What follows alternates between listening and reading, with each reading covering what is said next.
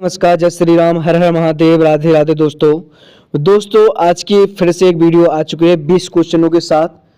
ये जो 20 क्वेश्चन है ये उन बच्चों के लिए है जिनका एग्ज़ाम 7 फरवरी को है। 7 फरवरी को किस क्लास का है? तो वो है क्लास 9th का एग्ज़ाम। तो भाई जवाहर नवोदय परीक्षा अभी 7 फरवरी को भी होनी है। तो भाई उस वीडियो को या उस परीक्षा को ध्यान में रखते हुए मैंने 20 क्वेश्चन ऐसे बनाए, वन लाइनर क्वेश्चन है, तो अति महत्वपूर्ण क्वेश्चन जो आपकी परीक्षा में देखे जा सकते हैं। तो दोस्तों साइंस के क्वेश्चन है, साइंस के क्वेश्चन आप यदि कवर करके जाते हैं जो हम पढ़ा रहे हैं आपको वन लाइनर के तौर पर, और यदि आपको इसकी पीडीएफ चाहिए तो आप हमें कमेंट बॉक्स में बता देना, तो हम कमेंट बॉक्स में यह पीडीएफ प्रोवाइड करवा देंगे। ठीक है, तो भाई साइंस की क्लास है, इस क्लास को ध्यान से देखना है। 10 मिनट में हम 20 क्वेश्चन कंप्लीट करा देंगे आपके। सिर्फ 10 मिनट दीजिए, इन सभी क्वेश्चनों की हम पीडीएफ भी दे देंगे, तो आप जाकर उस पीडीएफ को डाउनलोड भी कर सकते हैं। तो क्लास 9th का पेपर है और परीक्षा से पहले यह वीडियो यदि देख रहे हैं तो आपका बहुत ज़्यादा फायदा होने वाला है।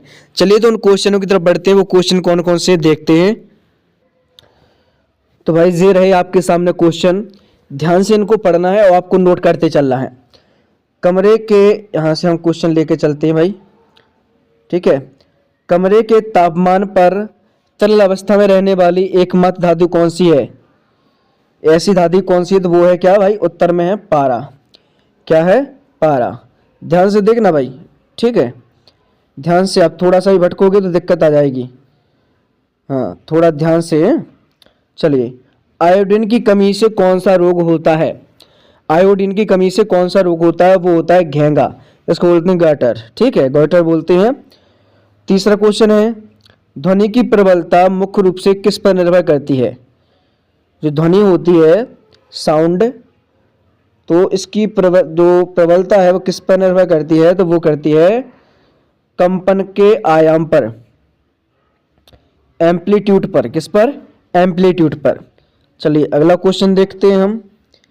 ध्यान से देखो, वन लाइनर क्वेश्चन है बाबा, ज़्यादा बड़ी नहीं है।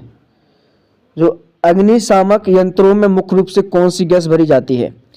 जो आपने देखा जो फायर ब्रिगेड वाले होते हैं, ठीक है, आपने कई जगह देखा हो सिलेंडर टाइप का उसमें रखा होता है, तो उसमें कौन सी गैस होती है? तो उसमें होती है कार्बन डाइऑक्साइड, CO2। कौन सी गैस? कार्बन डाइऑक्साइड, CO2 होती है भाई। ठीक है, चलिए और हम देखते हैं इनको। मानसून के मौसम में उगाई जाने वाली फसलों जैसे धान मक्का को क्या कहते हैं? मतलब कौन सी फसल कहते हैं? तो वो कहते हैं भाई खरीफ की फसल। अगला है, सौरमंडल में सबसे गर्म ग्रह कौन सा है? सबसे गर्म ग्रह किसे कहते हैं? तो वो है भाई वीनस, मतलब शुक्र। ठीक है, शुक्र। अगला देखें हम।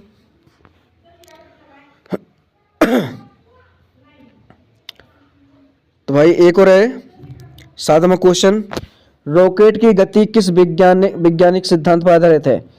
तो भाई न्यूटन की जो नियम है, थर्ड लॉ, उसके आधार पर, संवेग संरक्षण के सिद्धांत पर। ठीक है, चलिए अब यहाँ से हम थोड़ा इसके साइज बढ़ाते हैं क्वेश्चन की, साफ नहीं दिख रहा बच्चों को। चलिए, मानव कान के लिए सुनने योग्य ध्वनि की आवृत्ति कितनी होनी चाहिए? जो मनुष्य होता है जो सुनता है उसकी आवृत्ति कितनी होनी चाहिए? उसके कान की जो आवृत्ति होती है कितनी होनी चाहिए?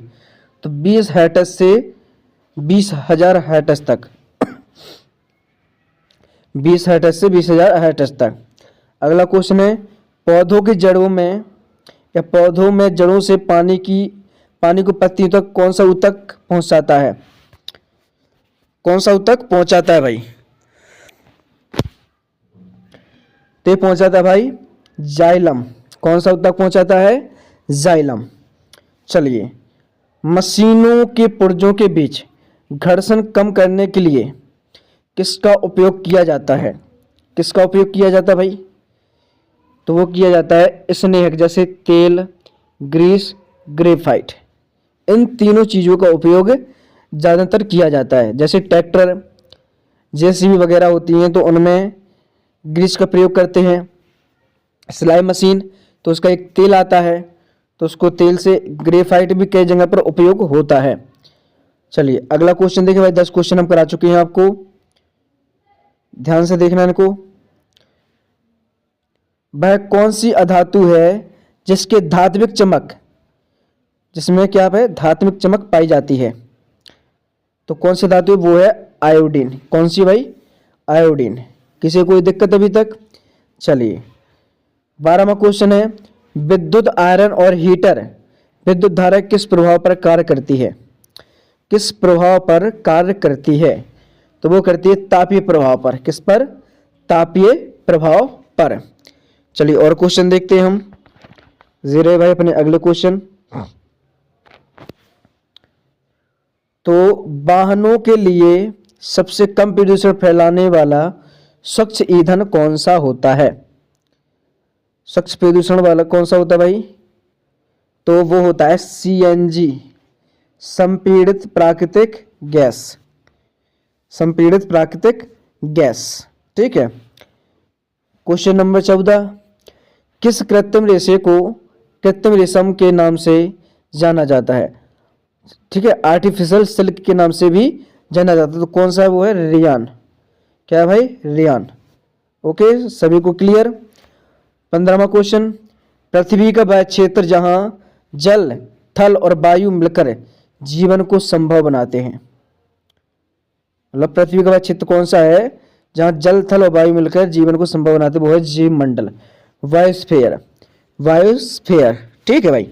तो दोस्तों 15 हमने क्वेश्चन करा दिए हैं, लेकिन अभी तक आपने हमारे चैनल को सब्सक्राइब नहीं किया तो भाई चैनल को सब्सक्राइब कर दें और वीडियो को लाइक भी कर दें।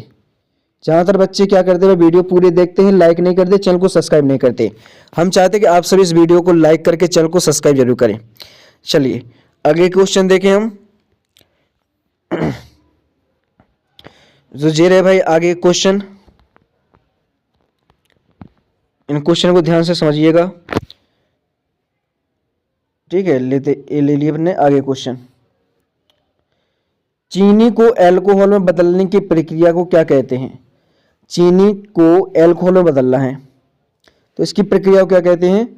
वो कहते हैं किण्वन, फर्मेंटेशन। क्या बोलते हैं भाई? फर्मेंटेशन या किण्वन। मिट्टी की उर्वरता बढ़ाने के लिए, जो मिट्टी है उसकी उर्वरता बढ़ाने के लिए किस प्रकार की फसलें उगाई जाती हैं? तो वो होती हैं फलीदार फसलें। कैसी? फलीदार फसलें, जैसे मटर, चना, दालें। ठीक है, मटर, चना, दालें उगाई जाती हैं मिट्टी की उर्वरता बढ़ाने के लिए। यदि दो समतल दर्पण 60 डिग्री के कोण पर हों तो कितने प्रतिबिंब बनेंगे? कितने प्रतिबिंब बनेंगे? तो बनेंगे 5 प्रतिबिंब। कितने भाई? 5। चलिए अगला क्वेश्चन देखें हम। अगला क्वेश्चन है भाई आपके सामने,